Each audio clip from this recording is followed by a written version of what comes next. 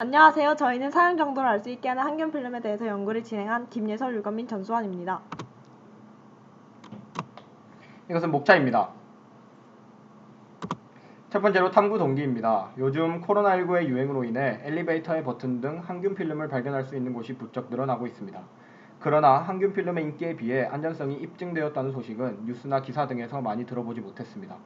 따라서 저희는 항균 효과가 우수하다고 알려진 여러 물질을 비교하여 친환경적인 항균 필름에 가장 쓰기 적합한 항균 물질을 찾아보고 싶어 이 주제를 선정하게 되었습니다.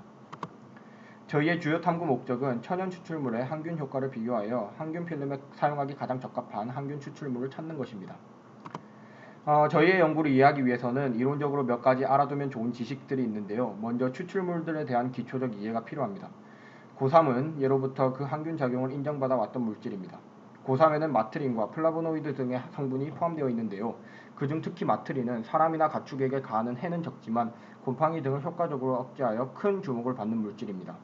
그 밖에도 고삼은 해열 작용과 이뇨 효과가 인정되었고 소화 흡수를 도와줘서 약재로 사용한다고 합니다.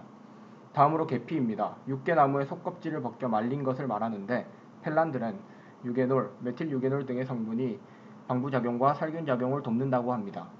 그리고 우리에게 친숙한 녹차는 카테긴이라는 탄닌 성분이 함유되어 있는데 이는 암의 발생과 전이를 예방하는 역할을 담당한다고 합니다. 다음은 이론적 배경에 대해서 설명해 드리도록 하겠습니다. 첫 번째로 LB 고체 배지를 만드는 방법입니다. 삼각 플라스크에 증류수 800ml와 LB아가 32g을 넣어주고 코일로 입구를 막고 멸균 테이프를 붙인 후 멸균기에 넣고 121도씨에서 15분간 멸균합니다. 클린벤치 안에서 페트리 디시에 배지를 붓고 뚜껑을 덮고 굳힙니다. 약 1일에서 2일 정도 상온에서 보관한 후 습기가 없어지지 않도록 랩으로 싼 후 뒤집어서 4도씨에서 보관합니다. 다음은 저희 첫 번째 실험인 추출물을 제조하는 과정입니다. 각 삼각 플라스크에 메스 실린더를 이용해 증류수를 200ml씩 담고 전자저울을 이용해 고삼, 계피, 녹차를 각각 10g씩 측정하여 막자사발과 막자를 이용해 각 재료를 빻아줍니다. 만들어진 가루를 각각 삼각 플라스크에 넣고 20분 동안 교반기를 통해 90도씨를 유지하면서 섞어줍니다. 깔때기와 거름종이를 이용해 만들어진 각 용해를 걸러 병에 담습니다. 다음은 세균을 배양하는 두 번째 실험입니다. 만들어진 고체 배지에 각각의 추출물을 마이크로 피펫을 이용하여 일정량 넣어주고 스프레더로 배지에 전체적으로 퍼줍니다. 대장균이 들어간 LB 배지를 일정량 고체 배지에 담아주고 역시 스프레더로 배지에 전체적으로 펴줍니다. 각 배지를 실링해주고 한 추출물당 6개의 배지를 만들어줍니다. 배양기에 넣어 하루 정도 배양시킨 후 다 자란 배지를 꺼내고 스프레더를 이용해 자란 대장균을 따냅니다. 마이크로 플레이트에 증류수를 5ml씩 넣고 각각의 배지에서 따낸 대장균을 각각의 웰에 담고 대장균과 증류수가 잘 섞이도록 저어줍니다.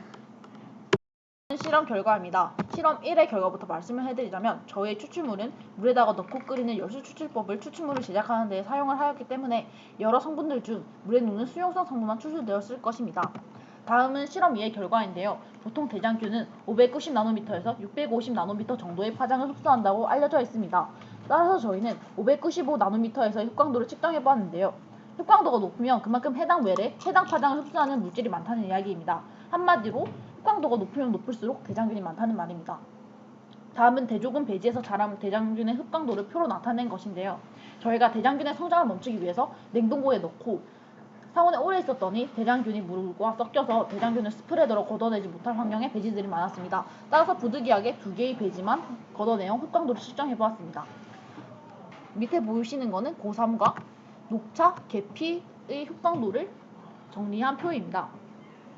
정리를 해드리자면 고3 계피 녹차 추출물을 바른 고체 배지에서는 전체적으로 바르지 않은 대장균의 생장된 배지보다 흡광도가 낮게 측정됨을 관찰할 수 있습니다. 고3 계피 녹차 추출물들 중 가장 흡광도 평균이 낮은 순서대로 나열을 하자면 녹차, 고3, 계피 순입니다. 따라서 3개의 항균 물질 중 녹차가 가장 항균을 하는 데에 효과가 있음을 알 수 있습니다. 결론입니다. 3개의 항균 물질 고3, 녹차, 계피를 바른 배지는 흡광도가 전체적으로 대조군보다는 낮게 측정됨을 알 수 있습니다. 따라서 3개의 항균 물질은 항균 효과가 있다는 것을 알 수 있습니다. 3개의 항균 물질들 중 대조군의 평균과 비교하여 가장 낮은 평균 흡광도를 가지는 것은 녹차임을 알 수 있는데요. 저희는 이 결과를 통해서 자연 친화적인 항균 필름을 만드는 데에 가장 적합한 재료는 녹차임을 알 수 있었습니다. 이 녹차 추출물을 이용하여 자연 친화적인 항균 필름 제작을 계속하여 추진을 하게 된다면 환경 보호는 물론이고 안전성까지 갖춘 자연 친화적인 항균 필름을 제작할 수 있을 것이라고 기대하고 있습니다. 발표를 들어주셔서 감사합니다.